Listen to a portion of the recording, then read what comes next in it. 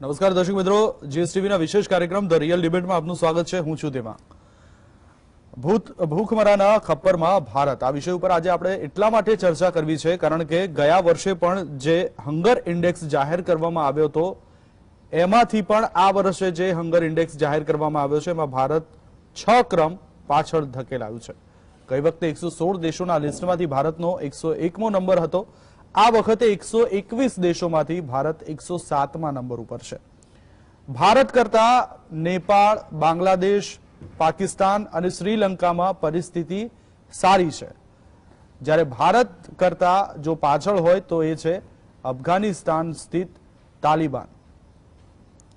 વિચાર કરો કે ભારત દેશની અંદર આ ભૂખમરો અને કુપોષણનો જે ઇન્ડેક્સ જારી કરવામાં આવ્યો છે, જો કે એને લઈને સરકારે આ ઇન્ડેક્સ રિપોર્ટને નકારી દીધો છે। એમણે કીધું છે કે જે માપદંડો નક્કી કરવામાં આવ્યા છે એ દરેક દેશોમાં માપદંડો અલગ અલગ હોય છે, એટલે અમે આ રિપોર્ટને માનતા નથી। આ રિપોર્ટ બે સંસ્થાઓ દ્વારા તૈયાર કરવામાં આવતો હોય છે અને વર્ષ 2000ની સાલથી હંગર ઇન્ડેક્સ જાહેર કરવામાં આવે છે, એટલે કે વિવિધ દેશોમાં ભૂખમરાની કુપોષણની શું સ્થિતિ છે, ત્યાંના નાગરિકોની તે વિશે વિગતવાર અહેવાલ આપવામાં આવતો હોય છે।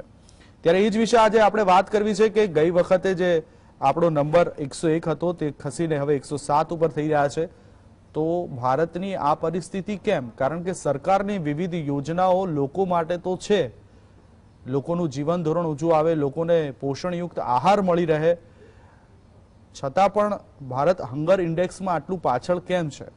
યોજનાનું અમલીકરણ નથી થતું કે પછી જે ઇન્ડેક્સ તૈયાર કરવામાં આવ્યો છે એના માપદંડોમાં ભારત બંધ નથી બેસતું? એ જ વિશે આપણે વિસ્તૃત ચર્ચા કરવી છે અને ચર્ચા કરવા મારી સાથે ટેકનોલોજીના માધ્યમથી જોડાયા છે દિનેશભાઈ વોરા, જેઓ આર્થિક રાજકીય સમીક્ષક છે, ડોક્ટર જયનારાયણભાઈ વ્યાસ આપણી સાથે જોડાયા છે અને પ્રોફેસર અનિલ ગુપ્તા, જેઓ આઈઆઈએમ અમદાવાદ અને આઈઆઈટી મુંબઈના વિઝિટિંગ ફેકલ્ટી છે। અર્થશાસ્ત્ર એમનો મનગમતો વિષય છે। ત્રણેય મહાનુભાવોનું સ્વાગત છે। दिनेश जी, शुरुआत आपसे करता हूं कि जो ग्लोबल हंगर इंडेक्स में भारत का जो परफॉर्मेंस है पिछले साल से लेके इस साल ज्यादा खराब हुआ है, 107 क्रम पे आ गया है, क्या कहना है आपका? आप सबको मेरा नमस्कार। आपका प्रश्न बहुत वाजिब है। एक्चुअली कभी कभी हम ग्लोबल हंगर इंडेक्स को उसके वाइडर पर्सपेक्टिव में देखना बंद कर देते हैं।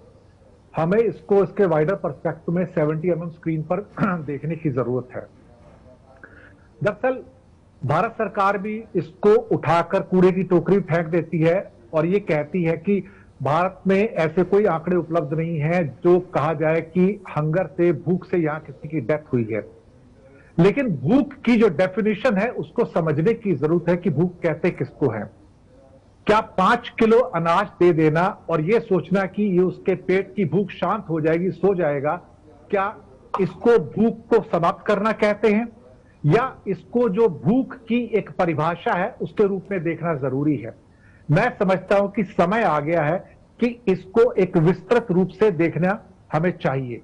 मैंने इस बारे में काफी रिसर्च किया हुआ है, मैंने बहुत सारे प्रोग्राम्स मॉल न्यूट्रिशन पे भी किए हैं।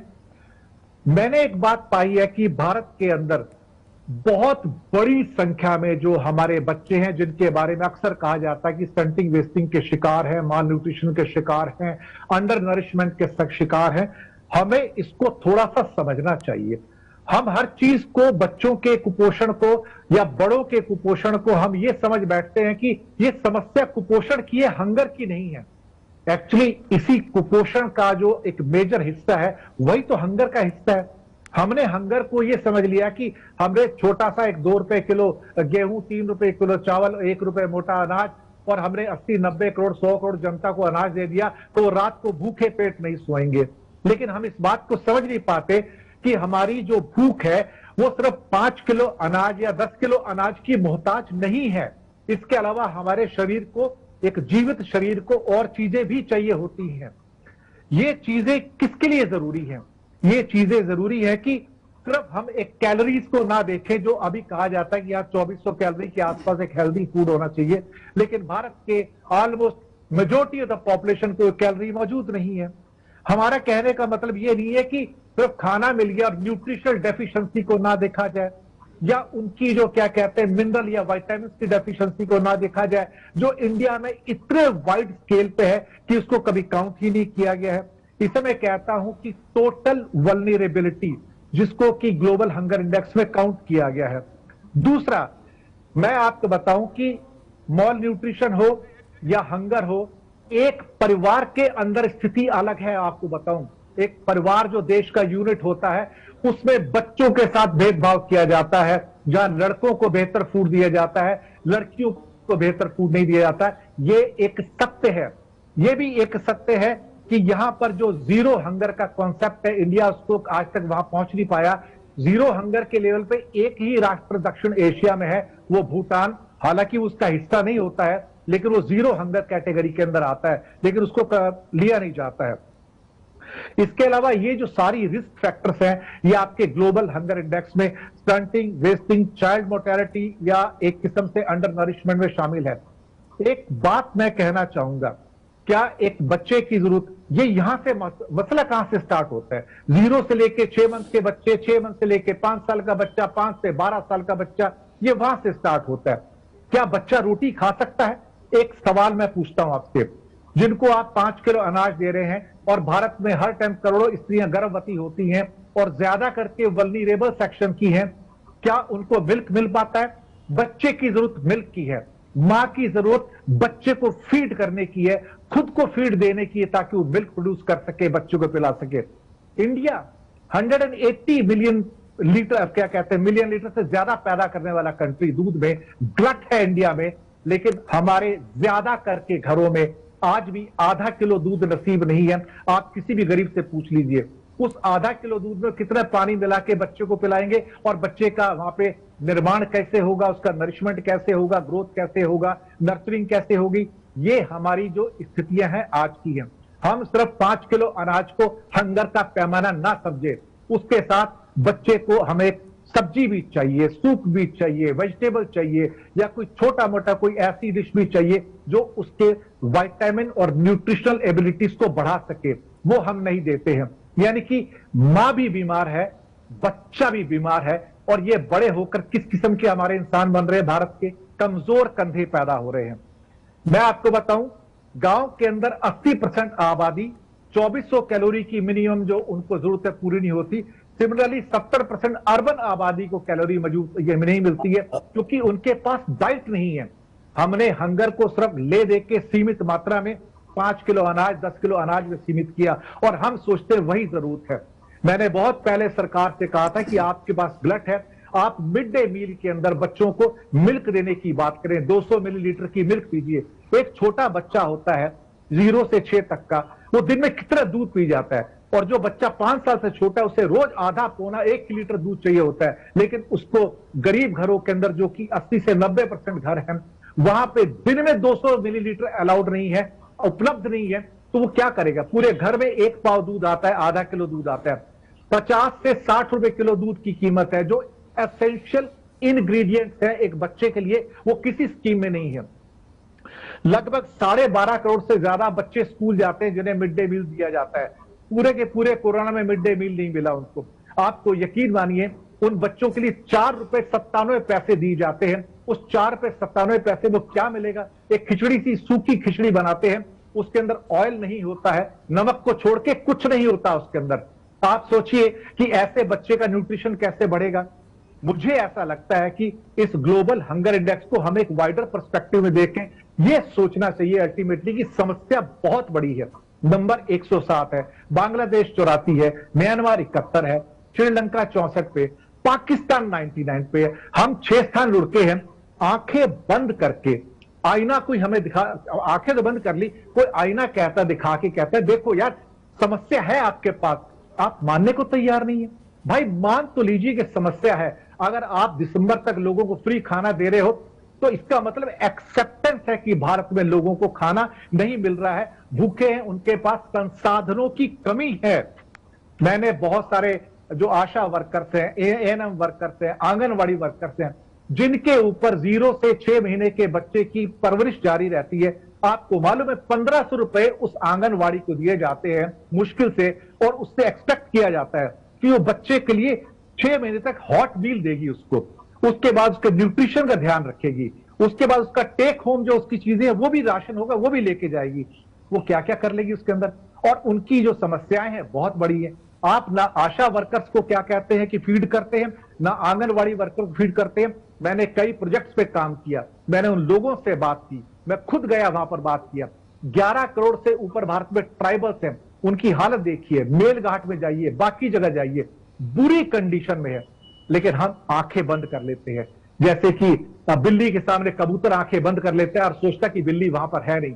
लेकिन ये जो हंगर को वाइडर पर्सपेक्टिव में अगर आप देखेंगे तो आप पाएंगे कि हाँ, चीजें इतनी अच्छी नहीं है जितनी नजर आ रही हैं या दिखाई दे जा रही हैं। बाकी कोई ऑर्गेनाइजेशन कोई कुछ नहीं कहे, भारत को आज की डेट में एक अपनी जनता के लिए एक अनाज से बाहर निकलकर सोचना होगा। जो किड्स के बारे में मैंने कहा था और बाकी लोगों के बारे में, भारत के अंदर अब एक नया प्लानिंग जरूरी है कि मिल्क दिया जाए लोगों को पर पर्सन के हिसाब से, पर कैपिटा के हिसाब से, ताकि उनके अंदर जीवन में, उनकी बॉडी में कुछ जाए। सिर्फ 2 रोटी खाने से, सूखी रोटी खाने से, क्योंकि उसको साथ में दाल और सब्जी भी तो चाहिए। मैं नॉनवेज की तो बात ही नहीं कर रहा हूं यहां पे। वो दाल और सब्जी भी उपलब्ध नहीं है, तेल उपलब्ध नहीं है। वो क्या करेगा इंसान, कहां जाएगा। ये मॉल न्यूट्रिशन की जो समस्या है, ये बड़ी समस्या है, ये छोटी नहीं है। और जो आईना हमें दिखाया जा रहा है वो सही है। कभी कभी इसको हमें स्वीकार कर लेना चाहिए कि ये बातें सत्य हैं, वरना हिंदुस्तान में 55% नियोनेटल डेथ है साहब। किसका कारण क्या है? कारण है extremely poor health condition of mother. Mother कौन है? भारत की बेटी है ना। ये मदर कौन है? ये भारत की बेटी है। कमजोर कंधे हैं, कमजोर शरीर है साहब उनकी। वो अपने बच्चों को क्या दूध पिलाएंगी जब खुद सशक्त नहीं है। इसलिए भारत में स्टंटिंग, वेस्टिंग दुनिया में सबसे ऊपर है, या एटलीस्ट दुनिया में जो वर्स्ट लेवल है वहां पर हैं। पर हम क्या कहें, अल्टीमेटली हम इन चीजों को मानने को तैयार नहीं है। कोई आईना दिखाता है उसे मानने को तैयार नहीं है, कोई हमें सच्चाई से रूबरू कराता है उसके लिए हम तैयार नहीं है। इससे ज्यादा मैं क्या कह सकता हूं। हमारे यहाँ 2 विद्वान यहाँ बैठे हैं, व्यास जी हैं और प्रोफेसर अनिल गुप्ता हैं, जो कि बहुत ही बड़े विद्वान हैं इस विषय के। मैं उनको भी सुनना चाहूंगा कि वो क्या कहेंगे। ये मेरा व्यू था सर आपको। धन्यवाद। બિલકુલ દિનેશજી, 2-5 કિલો અનાજ આપવાથી કઈ પૂરું થઈ જતું નથી. વાઇડ પર્સ્પેક્ટિવથી વિચારવું પડશે સરકારને કે ગ્લોબલ હંગર ઇન્ડેક્સમાં આટલો પાછળ નંબર ગયો છે, એની પાછળના કારણો કયા છે, પણ સરકાર માનવા તૈયાર નથી. પ્રોફેસર અનિલ ગુપ્તા પાસે હું જવા માંગીશ. અનિલજી, સરકારે તો સ્પષ્ટ ના પાડી દીધી, આ રિપોર્ટને ફગાવી દીધો. એમણે કીધું કે આ જે ગ્લોબલ હંગર ઇન્ડેક્સ જે ગણવાની પદ્ધતિ છે એની સામે અમને વાંધો છે, એની સામે કેટલાક સવાલ ઉઠાવ્યા છે. જો કે એક વાત છે કે આપણો જે નેશનલ ફેમિલી હેલ્થ સર્વે 5 જે છે એના પણ આ જ પ્રકારના કંઈક આંકડા આપણી સામે આવ્યા છે અને 6 થી 59 મહિનાના 80% બાળકો એનેમિક છે એવું એ આંકડામાં બહાર આવ્યું છે. સમજવા એ માંગીશું કે આ ગ્લોબલ હંગર ઇન્ડેક્સ ની જે ગણના છે એ કઈ રીતે કરવામાં આવે છે.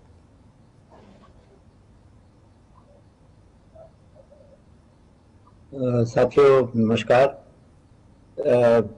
कई प्रश्न हैं, गोरा जी ने चर्चा की और मुझे मालूम है जयनारायण जी भी उसकी चर्चा करेंगे आगे। सवाल शायद इतना महत्वपूर्ण ये नहीं है कि वो इंडेक्स में बढ़े या घटे। महत्वपूर्ण बात ये है कि वर्ल्ड फूड प्रोग्राम या अक्षय पात्रा, मैंने कोशिश की उन साइट्स को देखूं जो सरकार के साथ बहुत संलग्न होकर काम कर रहे हैं।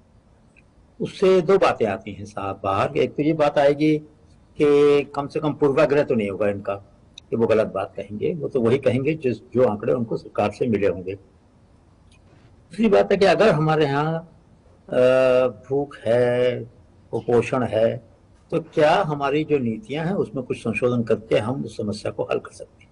मेरा ज्यादा जोर रहेगा दूसरी बात पर, क्योंकि समस्या तो है, इसमें तो कोई 2 राय नहीं है। उसको हल कैसे करें इस पर मैं ज्यादा समय लगूंगा। लेकिन पहली बात ये कहूँ, मैंने अक्षय पात्रा की साइट देखी और मैंने वर्ल्ड फूड प्रोग्राम की भी साइट देखी और मिनिस्ट्री के भी जो आंकड़े देखे, तो सभी लोग मानते हैं कि हमारे यहाँ स्टंटिंग की समस्या है काफी सारी। और मैं बनासकांठा का भी डेटा देख रहा था अभी गुजरात सरकार के द्वारा जो उपलब्ध है, तो उसमें भी माना गया कि बनासकांठा में यानी कि बच्चों के कुपोषण के कारण उनकी ग्रोथ, उनका विकास उतना नहीं हो पाया जितना होना चाहिए। और ये भी बात सही है कि देश में करीबन 19, 18, 20% लोगों को गरीबी रेखा से नीचे हैं। ये तो सरकार खुद मानती है इस बात को। अब निश्चय ही बात है कि अगर गरीबी रेखा से नीचे हैं तो कुपोषण की संभावनाएं बढ़ जाती हैं, क्योंकि वो उनके पास खरीदने की क्षमता नहीं है। देश खाद्यान्न के उत्पादन में तो आत्मनिर्भर है, इसमें तो कोई दो राय नहीं, लेकिन उस खाद्यान्न को खरीदने की क्षमता जो है उसमें अभी काफी सारे लोग हमारे देश के कमजोर हैं। अब प्रश्न उठता है कि अगर ऐसी बात है तो सरकार क्या कर सकती है। तो मेरा पहला सुझाव तो ये होगा कि बजाय इसके कि हम 60% लोगों को अनाज दें या कैश दें, हम केवल 20 या 25% लोगों पर ही सारा ध्यान लगा दें और बाकी लोगों को हम अपनी व्यवस्था अपने आप संभालने के लिए कहें। निश्चय ही कुछ लोगों पर जोर पड़ेगा, मध्यम वर्ग पर थोड़ा जोर पड़ेगा, लेकिन अगर हमें गरीबी को दूर करना है, हमें भूखमरी को दूर करना है, हमें कुपोषण को दूर करना है, तो सबसे पहले हमें अंत्योदय की जो भावना है वहां से चलना पड़ेगा। सबसे पीछे जो लोग हैं सबसे ज्यादा सहयोग उनको चाहिए। तो इसलिए यदि हम पहले ये तय कर लें कि हम 80 करोड़ लोगों को 6,000 रुपये नहीं देंगे, हम बहुत 60% लोगों को पीडीएस का फायदा नहीं देंगे, हम पीडीएस के सारे साधनों का इस्तेमाल पहले सबसे गरीब लोग जो हैं उनकी गरीबी को दूर करने के लिए, उनकी भुखमरी को दूर करने के लिए इस्तेमाल करें। तो कम लोगों को ज्यादा साधन मिले और ज्यादा साधन से जल्दी से उनकी क्षमता बढ़े, उनको काम भी मिले। हमारी नरेगा की जो योजना है, Mahatma Gandhi national rural employment guarantee scheme, उसके आंकड़े बताते हैं, हम सब जानते हैं, पिछले बहुत सारे सालों से 100 दिन की जगह 50-55 दिन ही रोजगार मिला है। यदि हम उस पर थोड़ा जोर दे दें, उसको थोड़ा विकसित कर दें, और अभी तो सरकार ने मान लिया है कि वो काम केवल सरकारी जमीन पे नहीं, प्राइवेट जमीन पे भी कर सकते हैं। और बहुत सारी जरूरत है देश में, हमें तालाबड़ी बनाने की खेतों में, हमें पानी को रोकने की जरूरत है, किसानों को बहुत मदद चाहिए इस काम के लिए। तो इसलिए काम की कमी नहीं है देश के अंदर, ऐसा काम जिससे उत्पादकता बढ़े। उत्पादकता बढ़ेगी तो निश्चय ही हमारे विकास की दर बढ़ेगी, और विकास की दर बढ़ेगी तो हमारे पास साधन आएंगे, ज्यादा साधन आएंगे तो हम ज्यादा मदद कर पाएंगे ना गरीबों की। तो इसलिए मैं मानता हूं कि विकास की धारणा गलत नहीं है, थोड़ी विकास की गति में तेजी लाना हम सबके लिए बहुत जरूरी है। तो पहला तो मेरा सुझाव ये है कि हम सरकार ये महसूस करे, नीति निर्माता भी ये महसूस करें कि हम सब बहुत ज्यादा लोगों को थोड़ी थोड़ी राशि दें, ना तो उनका कोई भला होता है, ना कोई समस्या बहुत ज्यादा हल हो पाती है। हम कम लोगों को ज्यादा मदद करेंगे तो शायद समस्या हम जल्दी से हल कर पाएंगे। दूसरी बात, हमें समाज के साथ सरकार से ही सारी उम्मीद नहीं करनी है।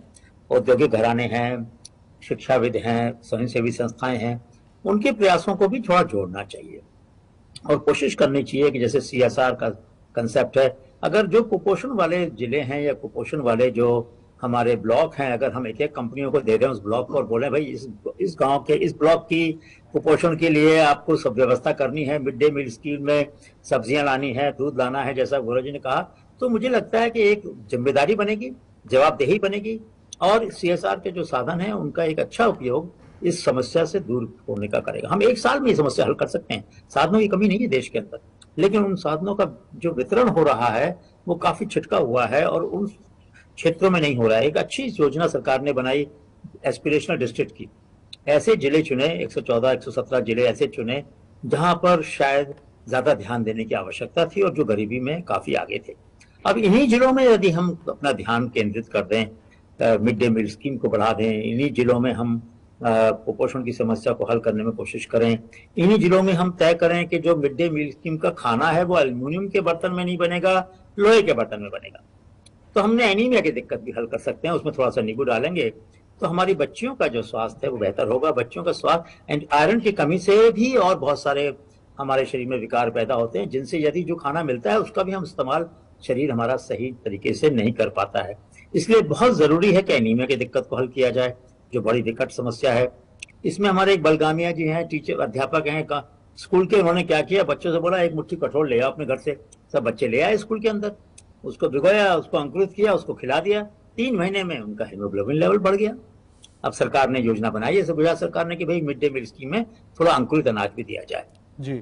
अच्छी बात है, मैं उसकी सराहना करता हूं और कोशिश करूंगा कि ऐसे प्रयास हम ज्यादा ध्यान दें। वो प्रयास जो जमीन से ऊपर आ रहे हैं, जो ग्रास रूट से ऊपर आ रहे हैं, ऐसे प्रयासों को बढ़ाया जाए, ऐसे अध्यापकों को प्रोत्साहित किया जाए और कोशिश करें कि सभी गांव में समाज को जोड़ा जाए। आखिर बच्चे किसके हैं? बच्चे समाज के हैं, खाली सरकार के बच्चे तो नहीं है वो। तो इसलिए समाज को पहले हमारे यहाँ छाछ जो थी मटकों में रख देते थे गुजरात के अंदर, लोग पी लेते थे गरीब लोग, अब कोई पैसा नहीं मांगता था उसका। अब कहाँ गई उस व्यवस्थाएं? वो व्यवस्था क्यों रोक दी हमने? मक्खन तो अभी भी निकलता है, छाछ तो अभी भी बनती है, लेकिन शायद उसका वितरण हम उस तरह से नहीं कर रहे हैं। तो मुझे लगता है कि हमारे समाज की जो ताकत थी, हमारे समाज के अंदर जो अच्छी चीजें थी, उनको हम कहीं ना कहीं छोड़ते जा रहे हैं, और हम शायद इसको सरकार बनाम जनता के रूप में ले रहे हैं। मैं समझता हूं मैं उतना ही बड़ा हिस्सेदार हूं समस्या का जितना बाकी लोग हैं, और मेरी भी जिम्मेदारी बनती है। दो सुझाव और दूंगा अपनी बात समाप्त करने से पहले। एक तो ये कि हमने एक प्रयास किया कोविड के दौरान, हमने टीचर्स को करीब पहले हमने 248 स्कूलों में बीज बांटे। हमने कहा भाई जितनी जगह आपके पास है, और जगह नहीं है तो छत के ऊपर बोरियों में मिट्टी भर के लगा लो, इन बीजों को उगा लो। अब जब बीज उग गए और बच्चे तो उस समय थे नहीं स्कूल में, तो उन्होंने अपने अपने तरीके से उन सब्जियों को बांटा। जब कोविड का थोड़ा सा असर कम हुआ तो लोगों की डिमांड बढ़ी, तो 1000 स्कूलों में पूरे नॉर्थ ईस्ट से लेकर दक्षिण तक डिमांड ड्रिवन सिस्टम था। मांग के आधार पर हमने बीज भेजे थे, मुफ्त बीज भेजे ज्ञान की संस्था ने हनी बी नेटवर्क के माध्यम से, और 1000 स्कूलों में न्यूट्रिशन गार्डन लगे। अब न्यूट्रिशन गार्डन अगर हम लगाएं और बच्चों को थोड़ी सब्जियां खिलाएंगे, पालक का साग खिलाएंगे, पूरे खिलाएंगे, लौकी खिलाएंगे, तो निश्चय ही उनका न्यूट्रिशन बढ़ेगा, उनका स्वाद भी बढ़ेगा और उनकी समस्या भी हल होगी।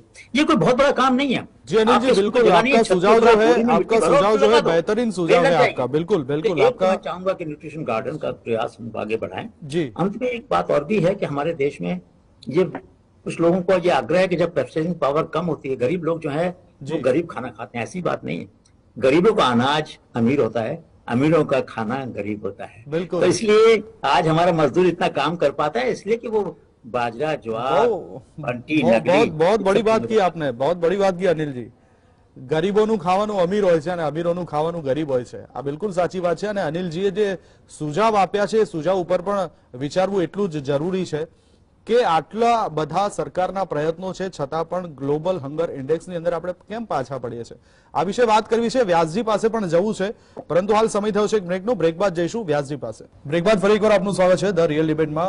ભૂખમરાના ખપ્પરમાં ભારત આ વિષય ઉપર આપણે આજે ચર્ચા કરી રહ્યા છે। અને બ્રેક પહેલા જે બંને મહાનુભાવે વાત કરી, દિનેશભાઈ અને પ્રોફેસર અનિલ ગુપ્તાએ, અને હવે જઈએ સીધા જ ડોક્ટર જયનારાયણભાઈ વ્યાસ પાસે। વ્યાસજી, જણાવશો કે સરકારના આટલા બધા પ્રયત્નો છે, આટલી બધી યોજનાઓ છે, લગભગ વિશ્વભરની અંદર 82.8 કરોડ લોકો કુપોષિત છે, એમાંના ચોથા ભાગના લોકો ભારતની અંદર છે, શું કહેવું છે આપનું? પહેલા તો એક વાત આપણે જરા સુધારી લઈએ કે આ સ્ટન્ટિંગ કે વેસ્ટિંગ કે એ કુપોષણના કારણે છે એ વાત સાચી, પણ એ ગરીબીની એકલાની જ સમસ્યા છે એવું નથી। અમીરોના સંતાનો પણ ફૂડ બાસ્કેટ પર ઘણો ખર્ચો કરે છે અને છતાંય કુપોષણ એમનામાં હોય છે, કારણ કે it's not a balance food. એટલે સવાલ છે તમને સમતોલ આહાર મળે। તમે જયારે ગુજરાતી સ્કૂલમાં ભણતા ત્યારે આ નિબંધો અવશ્ય આવતા, સમતોલ આહાર, અને પછી હવે દૂધ એક સર્વ સમાવિષ્ટ આહાર છે। હવે દૂધ તો ડેરીમાં ભરાઈ જાય છે, જેના ઘરે ઢોર છે તેના ઘરે પણ બાળકોને દૂધ નથી મળતું, કારણ કે એટલું દૂધ જો બાળકને આપે તો એટલું ડેરીમાં ભરાય ઓછું અને પૈસા ઓછા મળે। એટલે આના વિવિધ કારણો છે, અને એકલા સરકારની યોજનાઓથી આમાં કંઈ નહીં થાય। ઇનફેક્ટ જો સૌથી પહેલું કામ જો કોઈ કરવાનું હોય તો ગામ ને એકમ તરીકે લઈને જનજાગૃતિનું કરવાનું છે, એમને સમજાવવાનું છે ભાઈ આ શું થશે। અને ભારત સરકારે જે કારણોસર આ અહેવાલને નહીં માનવાની વાત કરી છે એ કારણ સાથે તો સંમત થવાય એવું જ નથી કે તમે બાળકોનો અભ્યાસ કર્યો છે 3 ફ્રેક્ચરમાં, અને તે પણ 5 વર્ષથી નીચેના એની આજુબાજુના, એટલે વધારે લાગુ પાડી શકાય નહીં। પણ બાળક એ તો પાયો છે, જો બાળપણમાં જ તમે એ પાયો કાચો રહી જાય, એનું શરીર સૌષ્ઠવ ન વિકસે, એને સારી ટેવો ખોરાકની ન પડે, તો એ બાળક નબળું જ રહેવાનું છે। એટલે બાળકને ઉપર ફોકસ કરીને જે કરી રહ્યા છે એ તો સાચો રસ્તો છે। બીજી, કારણ કે એ લોકો બધા સ્કૂલમાં પણ જવાના છે, એટલે એક રીતે કંટ્રોલ ઓડિયન્સ પણ છે તમારી પાસે। બીજું, ગુપ્તા સાહેબે કહ્યું એની સાથે હું સંપૂર્ણપણે સહેમત છું કે તમે 20% પસંદ કરી અને તે ફોકસ્ડ ઓન ધેટ, એને પૂરું બહાર લાવો, પછી બીજા 20%. એટલે ત્યાં સુધી પહેલા લોકો કુપોષણથી કઈ ખરાબ થઈ જશે ને એવું માનવાની જરૂર નથી. અત્યાર પહેલા પણ આ બધી સવલતો નહોતી, પણ અત્યાર પહેલા છાશ કોઈ વેચતું નહોતું. હું ગામડામાંથી આવું છું, એટલે દરેક ગામડામાં વર્ષમાં 1 કે 2 દિવસ એવા હતા જ્યારે ગામડું દૂધ પણ નહોતું વેચતું. એ વખતે ગામમાં દૂધ જેને જોઈતું હોય એને મફત મળે તેવી પરિસ્થિતિ હતી. પછી જે ઘઉં કે એવા જે પાક છે એમાં ચીલ કરીને એક શાકભાજી થાય છે, લગભગ રાજગરાના કુળની છે, તાંદળજાના કુળની છે. તો તાંદળજો, ચીલ, આ બધી અને દોડીનું શાક બનાવવાનું ગામડામાં બહુ જ કોમન હતું. અને દોડીના શાકથી તમારી આંખોની દ્રષ્ટિ બહુ સુધરે અથવા સારી રહે એવું કહેવામાં આવે છે. દોડા બાળકો ખાતા હતા અને દોડીનું શાક બનતું હતું. એટલે આ બધી વસ્તુઓ મફતમાં ઉપલબ્ધ હતી. મને ઘણા વર્ષો પહેલા હાલોલ ઇન્ડસ્ટ્રીયલ એસ્ટેટ ને કાલોલ ઇન્ડસ્ટ્રીયલ એસ્ટેટ આવવાથી વિકાસની ઉપર એની શું અસર પડી અભ્યાસ કરવાનો મોકો મળ્યો. ત્યારે આ બધી વસ્તુઓ એ લોકો જમીન એક્વિઝિશનમાં જતી રહી. પાણીનો એક કૂવો તો એ પણ એક્વિઝિશનમાં જતો રહ્યો. અને જે ચીજો કંટોળા છે, દોડી છે, ચીલ છે, તાંદળજો છે, આ મફત મળતી હતી. એ ચીજો પેલા જે વધારે આવકવાળા લોકો આવ્યા એમના માટે પ્રીમિયમ આઇટમ્સ થઈ ગઈ, એટલે ગરીબને મફત નહીં મળે. છાશ તો હવે મોટા ભાગે વલોણું થતું જ નથી, કારણ કે ડેરીમાં ભરાઈ જાય છે દૂધ. એટલે પહેલા જે દરેકના ત્યાં ખબર હોય કે આજે બુધવાર છે એટલે એમના ત્યાં વારો છે, એટલે એમને ત્યાં જાઓ એટલે છાશ આપે તમને. અને માખણ કાઢવામાં પણ જરા બહુ ઉદારતાથી કાઢે, એટલે છાશમાં થોડું ઘણું માખણ પણ તરતું હોય. એટલે આ બધી જે આપણી જે લક્ઝરી હતી એ આજે ખતમ થઈ ગઈ છે. અને વર્ષ કે આપણને એના વિશેનું જ્ઞાન પણ નથી કે આ બધું હતું. એટલે આપણે મલાઈમાંથી ઘી બનાવી, અને મલાઈમાંથી ઘી બનાવો એટલે what all you are getting is unsaturated fat, કારણ કે ફેટ જ છે. પેલું તો માખણ છે એને તમે છાશને બરાબર વલોવો, અને વલોવ્યા પછી એ ઉપર આવે પડો કરીને, એટલે એમાં એરેશન થી માંડીને એ માખણની ઘનતા પણ ઓછી હોય. અને પછી એને તાવો એટલે એ ઘી અત્યંત ગુણકારી હોય. હવે આ પ્રકારનું ઘી તો આજે કોઈ બનાવતું નથી. જે લોકો મોટા ભાગે વેપાર કરે છે તો મિકેનાઇઝ સિસ્ટમ પર ચાલે છે. એટલે આ બધા જ કારણો આના માટે જવાબદાર છે. એના માટે એક મોટું કારણ છે તે કોમ્યુનિકેશન છે. આપણે જે બાળકોને તો જે એમને આપશો એ ખાશે વિચાર, પણ એમના વાલીઓ સાથે પણ આપણે સંવાદ નથી કરતા. એ સંવાદ કરવાનું કામ પણ આપણે શિક્ષકો પર છોડીએ છીએ, જેમના મોટિવેશન વિશે મારે કંઈ નથી કહેવું. પણ વાલીઓની સાથે જે તમારે ત્યાં ગ્રામ સેવિકાઓ છે અથવા તો આરોગ્ય વિભાગ પાસે આશા વર્કર્સ છે, તો એમણે દર અઠવાડિયે એક ટાઈમ ટેબલ જેવું બધાની સાથે બેસીને ચર્ચવું જોઈએ કે આમાંનું શું શું તમે રાંધો છો, કઈ રીતે રાંધો છો. આમ બહેનોમાં એક વખતે જાગૃતિના બીજ વવાયા પછી આપોઆપ બધું ચાલવા પડશે. પણ પહેલી વસ્તુ છે educate them. Don't leave it to the midday meal scheme or the school teachers. That will never be effective. એટલે આ જે સમસ્યા છે એનો સ્વીકાર એ પહેલું પગથિયું સુધારવાનું. સ્વીકાર પછી બીજું પગથિયું છે એના સુધાર માટે આપણી પાસે પૂરતા સાધનો નથી, સંસાધનો નથી. એટલે ગુપ્તા સાહેબે કહ્યું એ પ્રમાણે વર્ષ 20% હોય તે એરિયાને પસંદ કરો. એ એરિયાને પસંદ કરીને for that year put all your resources in that pocket and measure કેટલા સક્સેસફુલ થાવ છો. જો એ પ્રમાણમાં તમને લાગે કે સારું થઈ રહ્યું છે, repeat it next year, then move on to the other block. આ કરીશું તો પરિણામ જોઈ શકાશે. અને હું નથી માનતો કે તમે એક બ્લોક ઉપર કોન્સન્ટ્રેટ કરશો કે ફોકસ કરશો એના કારણે બીજે બધે બાળકોમાં એકદમ કુપોષણ ફેલાઈ જશે. ના, એવું નહીં થાય. કારણ કે સાહેબે સાચું કહ્યું કે ગરીબ અમીર ફૂડ ખાય છે, કારણ કે એ આપણા બાજરો ખાય છે, જુવાર ખાય છે, પછી તમે કોઈને ખબર પણ નહીં હોય તો બંટીના તાંદળા ખાય છે, પછી મોરૈયો ખાય છે. આ બધા ફાઈબર વધારે હોય તેવા અને જે ઘઉંમાં જે બધા તત્વો છે જે આપણે નુકસાન કરે છે એ તત્વો ન હોય તે પ્રકારના અનાજ છે. એટલે સરવાળે તમને પોષણ આપે છે અને પોષણ આપે છે માટે એ મહેનત કરી શકે છે. રોટલો હોય સાથે ગોળ હોય અને કઈ બધાના ઘેર માખણ ના હોય પણ કઈક દહીં કે એવું એની સાથે હોય અને આવું કોઈ અનાજ રાંધ્યું હોય એમાં પણ પાછી વેરાયટી. સાહેબ તો એના નિષ્ણાત છે ગુપ્તા સાહેબ તો, કે તમે ચોખાની કણકી છે તો એને છાશમાં રાંધો તો એને ઘેંસ કહેવાય. ગળમાણું બનાવો ઘરે તો માત્ર માદાને ખાવા માટે જ નથી હોતું, બાળકોના ખાવા માટે પણ હોય છે. અને તમે ભેડકું બનાવો તો એ પણ એક સરસ મજાનો ઘણી બધી વસ્તુઓ કન્ટેન કરતો ખોરાક છે અને એમાં નવા નવા પ્રયોગો કરી શકો.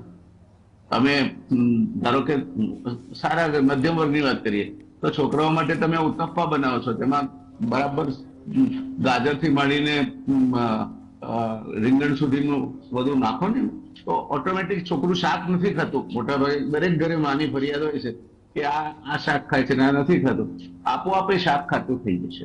એટલે આ બધું પરિવર્તન કરવાની ગુપ્તા સાહેબ જેવા માણસો જેમણે વર્ષો આ તપસ્યા પાછળ ગાળ્યા છે એમને રિસોર્સ પર્સન તરીકે લઈ અને ફેકલ્ટી ઓફ હોમ સાયન્સ ને બીજા જે લોકો હોય એનું એક કોર ગ્રુપ બનાવીને ફોકસ્ડ અપ્રોચથી આપણે કામ કરવાની જરૂરત છે.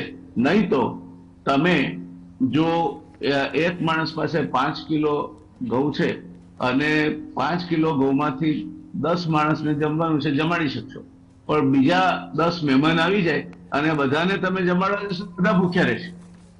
એટલે આપણે અત્યારે એવું કરીએ છીએ કે થોડું થોડું બધાને આપીએ છીએ, પરિણામે રિસોર્સિસ ડ્રેન આઉટ બહુ થાય છે. આ એક વાત. બીજું કરપ્શન પુષ્કળ છે. આ બાબતે રેડી ટુ ઇટ ફૂડ અને એ બધામાં વારંવાર બહુ મોટા ગેરરીતિઓના ફરિયાદો આવે છે. એટલે એ માટે પણ તમારે you must have a very reliable third party agency which is not તમે જે બનાવો કહો છો એવી નહીં. એ કોઈ IIM જેવી સંસ્થા હોય કે ફૂડ એન્ડ ન્યુટ્રિશન ઇન્સ્ટિટ્યૂટ હોય એમાંથી 2 માણસ લઈને તમે રેન્ડમ ચેકિંગની સિસ્ટમ દાખલ કરો. ત્રીજું છે સ્ટાન્ડર્ડ વેન્ડર્સ. દાખલા તરીકે અત્યારે અક્ષયપાત્ર માંથી ખોરાક ઘણી જગ્યાએ જાય છે, સારી વાત છે. મેં પહેલા સિવિલ હોસ્પિટલમાં દાખલ કરેલો પ્રયોગ અને ત્યારે સિવિલ હોસ્પિટલમાંથી રોજ ફરિયાદ આવે કે દાળમાં વંદુ નીકળ્યું, જો ભાતમાં ઈયળ છે. હવે એ કોઈ જ ફરિયાદ આવતી નથી. એટલે આ બધા ઉપાયો ભેગા કરીને તમે કરો અને પછી તમારું કમિટમેન્ટ જોઈએ. એમ નહીં કે આ તો કરવા ખાતર કરવા. ICDS નું કે આ બધાનું એ લોકોનું કામ એક સપ્લાય ચેઇન મેનેજ કરવાનું છે. એના મોટે 3 વર્ષે બદલાઈ જશે એને ખબર. મોટા ભાગે તો આવે ત્યાંથી બદલાતા પ્રયત્નો કરતા હોય. એટલે you have to stand alone સંસ્થા ઉભી કરવી પડશે, સ્ટેન્ડ અલોન મિકેનિઝમ ઉભું કરવું પડશે અને દરેક શાળામાં મિડ ડે મીલ અથવા તો બાળકના ન્યુટ્રિશન માટેના એક શિક્ષકને નોમિનેટ કરવો પડશે. Who could be next to the principal કે ભાઈ જો તારી શાળામાં પરિણામ આપણે લાવવાનું છે, એને મોટિવેટ કરવો પડશે, સમજાવવો પડશે, તો એને થોડું ઘણું પુશઅપ કરવું પડશે અને પરિણામ આવે તો એને કંઈક આપણે આપવું પણ પડશે. બિલકુલ. તો આ આખું કામ ચાલશે. It is doable but not being done. એટલે નથી થઈ શકતું એવું નથી, પણ એના માટેનું પહેલી વાત commitment at the highest level is a must. બિલકુલ નથી થઈ શકતું એવું કશું નથી. કમિટમેન્ટ જોઈશે અને કમિટમેન્ટ હશે તો આપણે એને અચીવ પણ કરી શકીશું. વેલ, ગુપ્તાજીને पर्सनल काम હોવાથી આપણે એમને रजा આપીશું. अनिल जी, आप हमारे साथ जुड़े और मुझे मालूम है कि आपको काम था एक पर्सनली, फिर भी आपने हमारे लिए जितना भी टाइम निकाला उसके लिए मैं आपका शुक्रगुजार हूँ. दिनेश जी, आपके पास आना चाहता हूँ कि जैसे व्यास जी ने बताया, लेकिन इंडियन गवर्नमेंट अपोज कर रही है कि जो इंडेक्स है वो इंडेक्स के जो मापदंड है वो हर एक देश के लिए सही नहीं हो सकते, क्योंकि हर एक देश की अलग आबो हवा है, अलग कल्चर है, तो ये सब में फिट नहीं बैठता। क्या कहना है आपका? नहीं, आपकी बात ठीक है कि कल्चर अलग है, सोच अलग है, विचार अलग है, जलवायु अलग है, खान पान अलग है, खान पान भी अलग है, लेकिन बच्चे तो वही है ना। बच्चे थोड़ी अलग हो जाते हैं। बच्चों की जो जरूरतें हैं वो तो वही रहेंगी ना। दुनिया में आप कभी चाहिए, जो मनुष्य होते हैं उनके सपने तो सेम होते हैं, तो छोटे बच्चों की जरूरतें सेम रहती हैं। उन्हें दूध चाहिए, बाकी चीजें चाहिए। इस मामले में मैं एक स्कीम के जिक्र करना चाहूंगा। लेकिन सर जैसा व्यास जी ने बताया कि ऐसा नहीं है कि गरीबों के बच्चे ही कुपोषित है, अमीरों के बच्चे भी कुपोषित है। अभी भी है जिन्होंने 1545 स्कूल में इस साल ब्रेकफास्ट स्कीम स्टार्ट किया, जहां मिड डे मील के अंदर सरकार 4 रुपीज 97 पैसा देती है अप्रोक्सीमेटली। वही ब्रेकफास्ट के लिए इन्होंने 12 रुपीज 75 पैसा देना स्टार्ट किया स्टालिन साहब ने। 1545 गवर्नमेंट स्कूल्स के बच्चों के लिए एनुअल एलोकेशन 33 करोड़। आपको हैरानी होगी कि 12 रुपीज 75 में पर डे उपमा, पोंगल, खिचड़ी, रवा केसरी, सेमैया केसरी अलग अलग डेली करके बच्चों को देते हैं। ये एक एक्सपेरिमेंट था वेस्ट के अंदर की, अगर बच्चों को ब्रेकफास्ट दोगा, अगर मिड डे मील से पहले अगर ब्रेकफास्ट मिलता है तो उनकी लर्निंग स्किल्स बेहतर होती हैं, फास्टर होती हैं। They take more interest in taking the education in the classroom once they are fully fed by the given some kind of food in the school itself. उसी सिस्टम को यहां पर लागू किया है। दूसरी बात, अक्षय पात्र की काफी बात चली है, लेकिन भारत एक ऐसा देश है जहां पर करीब 75% लोग नॉनवेज भी हैं। और भारत के कई राज्यों में, अब मैं नॉनवेज के अंदर एक सिर्फ एग आइटम को गिनूंगा, जहां पर बहुत सारे राज्यों में एग्स दिए जाते हैं और न्यूट्रिशन का एक बहुत बड़ा सोर्स है। लेकिन आज की डेट में एग्स लेने जाओ मार्केट में तो 100 रुपए डजन एग्स हैं। सरकार 4 रुपए 97 पैसे अगर मिड डे मील देगी, अगर एक एग भी देना होगा बच्चे को या बॉइल्ड एग एक देना होगा तो उसकी कीमत 5 से 6 रुपए पड़ती है। तो वो सरकार कैसे दे सकती है? वो भी नहीं देती है। मैंने रिकमेंड किया था अपनी रिपोर्ट में, जो मैंने पूरी विस्तृत रिपोर्ट भेजी थी, कि बच्चे को एक 200 ml मिल्क दिया जाए। भले ही वो टेट्रा पैक आजकल आते हैं उस पर दिया जाए, लेकिन सरकार को ज्यादा इंटरेस्ट मिल्क पे, छाछ पे और लस्सी पे जीएसटी कलेक्शन में है, न कि बच्चों को मिल्क देने में। हालांकि इंडिया में ऑलमोस्ट 200 मिलियन टन मिल्क पैदा होता है और बड़ी मात्रा में उसको क्या पाउडर फॉर्म में रखा जाता है, तो एक टेट्रा पैक के अंदर बच्चों को दिया जा सकता है। अगर हम अपने बच्चों के लिए इतना बड़ा एजुकेशन सेट कलेक्ट करके उनकी हेल्थ के लिए कुछ नहीं कर पाते हैं तो इस देश के प्रति अन्याय होगा, मैं आपको बताऊं, क्योंकि बच्चे ही तो आगे चल के हमारे देश का भविष्य बनते हैं। अब गुप्ता जी एक बात अच्छी कही कि 20% पे फोकस करो। अब ये सरकार की प्रायोरिटीज हैं जो चेंज होती रहती हैं। कभी उनको लगता है सितंबर तक फूड देना है, कभी लगता है मार्च तक देना है, कभी उनको लगता है अब चुनाव है तो कुछ ना कुछ थोड़ा बहुत गरीब की थाली में पुलाव है। वो किस लिए? अब पीएनजी की रेट कम कर दो या बाकी रेट कम कर दो, ये भी गुजरात में हो रहा है। क्वेश्चन ये पैदा होता है कि क्या बच्चे सरकार की प्रायोरिटी लिस्ट में हैं? ये सवाल है मूल, कि क्या वो बच्चे प्रायोरिटी लिस्ट में हैं या नहीं है।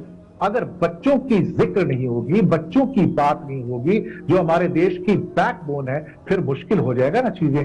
मैं एक बात कहना चाहूंगा कि बच्चों की जो जरूरियात होती है 0 से 6 मंथ की या 6 मंथ से 5 ईयर की, वो सारी दुनिया में ऑलमोस्ट सेम है, उसमें कोई ज्यादा फर्क नहीं है। ये बच्चे रोटी नहीं खाते हैं, इन बच्चे को मिल्क चाहिए, इन बच्चों को विटामिन चाहिए, न्यूट्रिशनल वैल्यूज चाहिए, वेजिटेबल, सॉफ्ट वेजिटेबल चाहिए, सॉफ्ट खिचड़ी टाइप की चीजें चाहिए।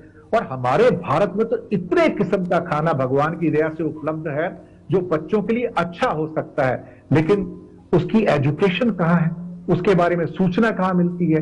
मैं वही कहता हूं कि बच्चों की माएं बहुत कमजोर हैं, बच्चों के जो पिता हैं वो कमजोर हैं, और जब कुपोषण की शिकार माएं होती हैं तो बच्चे शिकार होते हैं। और हंगर इंडेक्स सिर्फ हंगर का सौदा नहीं है, ये विस्तार का सौदा है, बड़ा सौदा है। इसके अंदर बच्चों की न्यूट्रिशन वैल्यू बहुत ज्यादा है। The life is not about taking the number of calories, it's life is much beyond that. और जिनका जो हंगर इंडेक्स है it goes much beyond the your basic hunger, कि व्हाट कैलोरीज यू वांट, उस calories की quality क्या है, nutritional value क्या है, मिनरल वैल्यू क्या है, विटामिन वैल्यू क्या है। अगर एक बच्चे को ये सारी चीजें नहीं मिलेंगी जो बेसिक रिक्वायरमेंट होती है, तो वो सारी डेफिशिएंसी वो जवानी के अंदर कैरी करता है।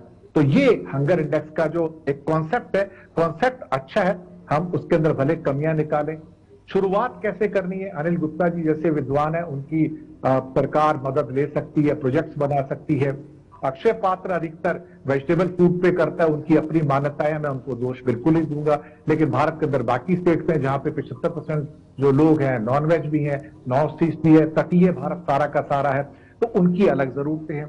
लेकिन सब किस्म का खाना है, अगर उसके बारे में सोच बना लें, हम सॉल्व कर सकते हैं अगले 10 से 20 सालों के अंदर।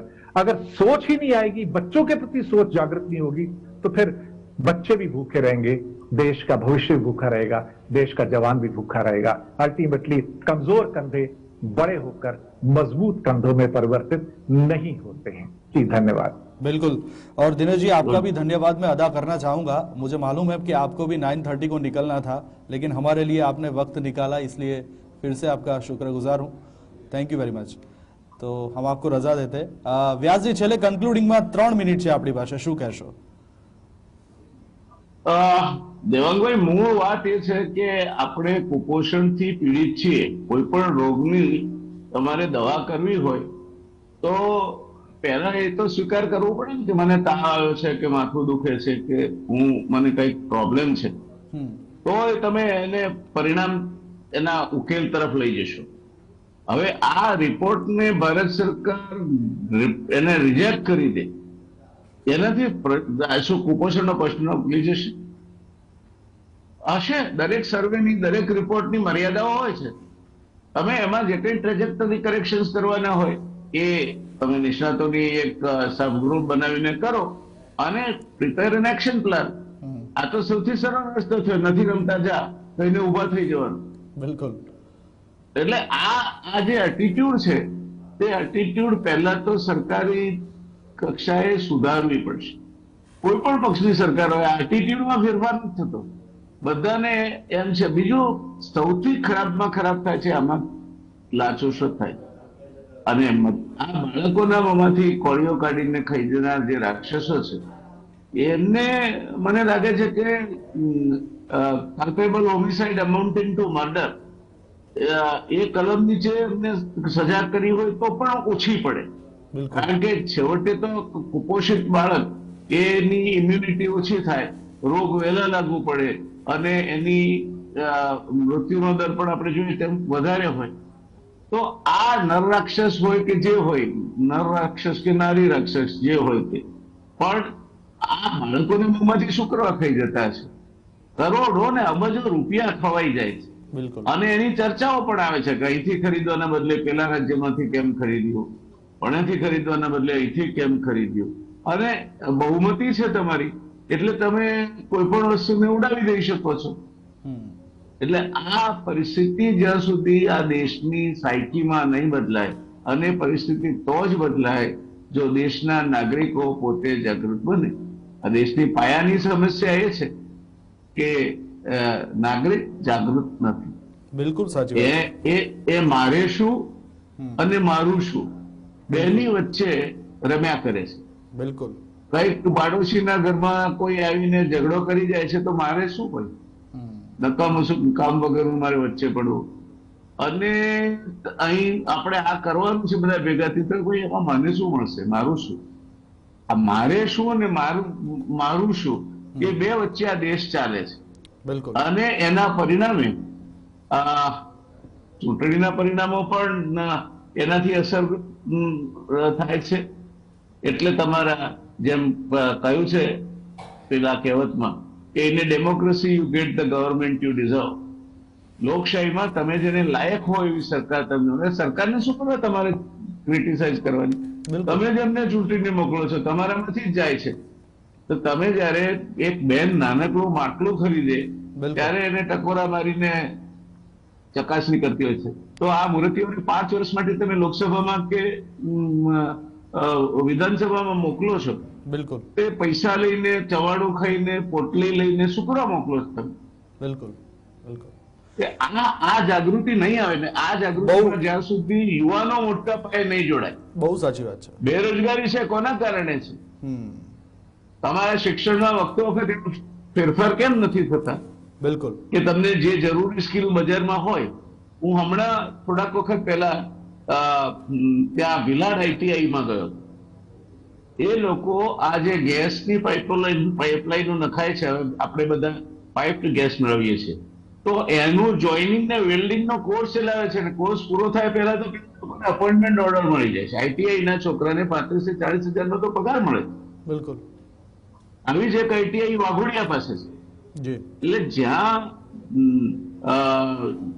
એના અનએમ્પ્લોયમેન્ટ નથી, રોજગારી એક ચોક્કસ સેગમેન્ટમાં નથી, પણ બીજા અનેક સેગમેન્ટમાં છે, તો એ તમારા કોર્સીસ અને તમારું એડમિશનમાં ઇલેક્ટિવ સિસ્ટમ રાખો. તમે એડમિશન બિલકુલ વ્યાસજી, બહુ સાચી વાત છે. અને હવે એ સમય આવી ગયો છે, અને હું તો એમ કહું છું કે ગુજરાતની અંદર જ્યારે હવે ઇલેક્શનનો માહોલ છે, ત્યારે એ ઉમેદવારો આવશે તમારા ઘરે, તમને વચનો આપશે, લોભામણી લાલચો આપશે, અને એવા લોકોને કહેશે કે જે લોકોની ઉંમર 18 વર્ષ કરતા વધુ છે, કે જે લોકો મતદારો છે, એમની માટે લોભામણી લાલચો આપશે. પણ જેમ હવે લોકોએ જાગૃત થવાની જરૂર છે, લોકોએ પૂછવું પડશે કે ભાઈ મારા બાળકો માટે તમે શું કરશો. આ સવાલ પૂછવો પડશે એટલા માટે, કારણ કે જે આંકડા સામે આવી રહ્યા છે એ આંકડા ભારત માટે સારા નથી, અને સરકાર પણ પોતે આ માપદંડ અમે માનતા નથી એ કહીને પોતાના હાથ ખંચેરી ન શકે. આ વિશે વિચારવું પણ એટલું જ જરૂર છે. વ્યાસજી, સમયનો અભાવ છે એટલે આપણે અહીં કાર્યક્રમ પૂરો કરવો પડશે. વહેલ, આપનો આભાર, આપ અમારી સાથે જોડાયા. Thank you. દર્શક મિત્રો, ચર્ચામાં અત્યાર બસ આટલું જ. વધુ સમાચાર અને અપડેટ માટે આપ જોતા રહો GS TV. નમસ્કાર.